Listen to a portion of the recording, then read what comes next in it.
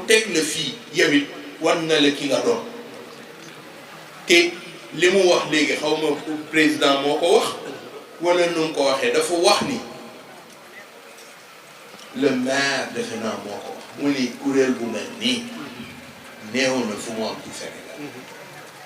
ñëpp nekk ay membres actifs taxaw ni ñu taxawee nga di ko lim ñuy ay junniy membres actifs waaye lu ñu mënta def xanaa ci nun la ndax ñuy bëgg koskaas buñ ko jàppee nii rek cotisation wu gàmm mu jeex cotisation ziar général mu jeex déedéet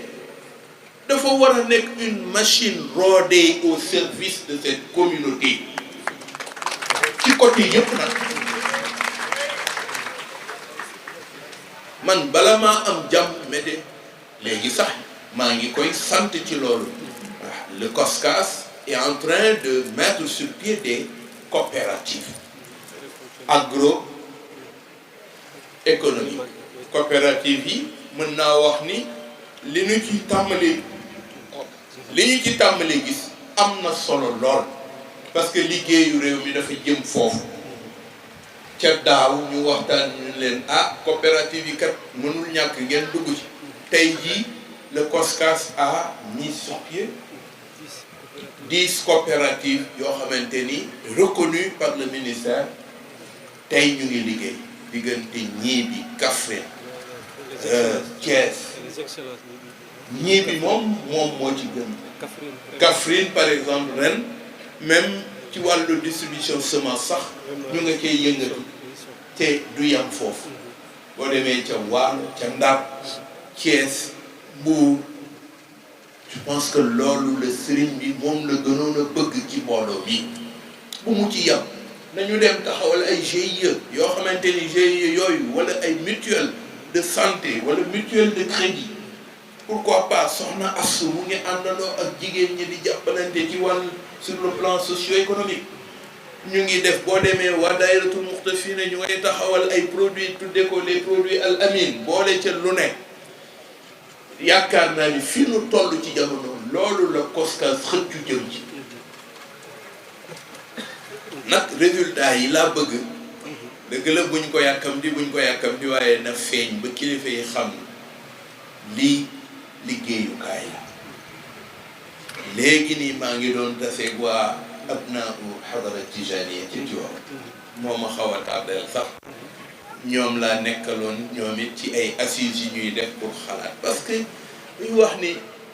lu nekk itam nga bàyyi ko ci amalgame bu yàggee dafay dénaturer li nga bëgg a def amalgame baaxul dafa laaj organiser dafa laaj seetaan xool mbir yi fan la ko kilifa yi bëggee woon ñu teg ko foofu te dox jëm ci je pense que jamono bii loolu la laaj waaye ba ca solo nag mooy taxawal ay jàngu ay daara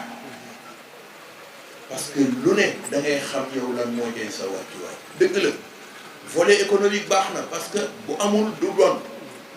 dox waaye tey ku ne xam na ni kuy jàppale El Hadji Malick yaa ngi koy jàppale taxawal un institut de formation ci wàllu jàngale ak jàng loolu nag man ci laa wax ni kuy jàppale kilifa yi ci loolu nga leen war a jàpp te setantal nag kan moo ci war a dugg ak ku ci warta dugg ndax yenn saa yi nga gis njaboot yi ci dugg amuñu moyen ya amuñu aptitude ya ñu xëy ni dañuy taxawal daara yoo xamante ni daara day tudd daara rek mais amul benn njariñ bu muy dellu siwaat ci njaboot yi ñuy tënk loolu itam bu ca échec amee échec ba kenn koy moom sunu kilifa yi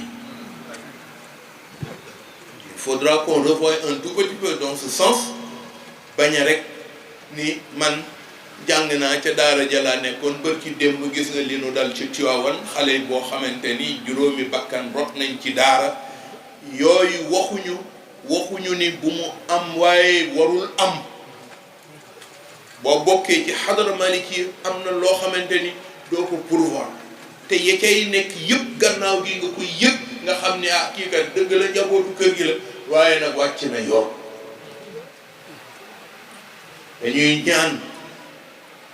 képp ku daara di sa responsabilité nga bàyyi xel xam ni liggéey bu kawe la bañ a bàyyi rek ne ah waaw waaw léegi dafa xew taalibe yi dañ leen di jël yóbbu leen ber leen ci benn barab di leen yalwaanloo Serigne Abdoul Aziz daf ni Serigne Babacar mooy ki ko njëkk a tere yalwaanal say ndongo mu ni xewul Serigne Abdou nee na booba lay doog a jël daara ji mag ñi ci xadara ba ni ko dee leen bàyyi ñuy dem di yalwaani parce que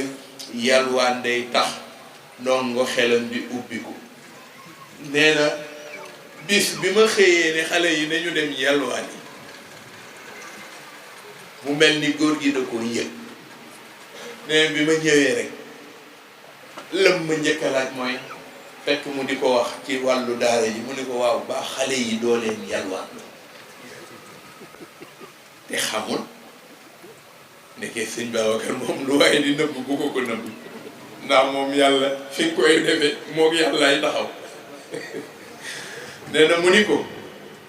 ba xale yi duñu yalwaan mu ne ko déedéet mu ne ko tere mu ne ko mag ñi day dañ maa waxoon ne ma rek yalwaan dafay ubbi xelu ndongo mu ni déedéet njàng doom muy ubbi xelu ndongo waaye yalwaan déedéet mu ne ko bi ci des mooy ki la bëgg a jot toujours ci ndongo li ngay yalwaan loo ca lay jaar mu nekk une porte ouverte à tout mu ni kon nag tere leen ko moo tax Serigne Abdoul Aziz la mu nekk ca Tiwaawan saa yoo ñëwee ni ko ndongo yalwaan mu ni mukk nañu bàyyi rek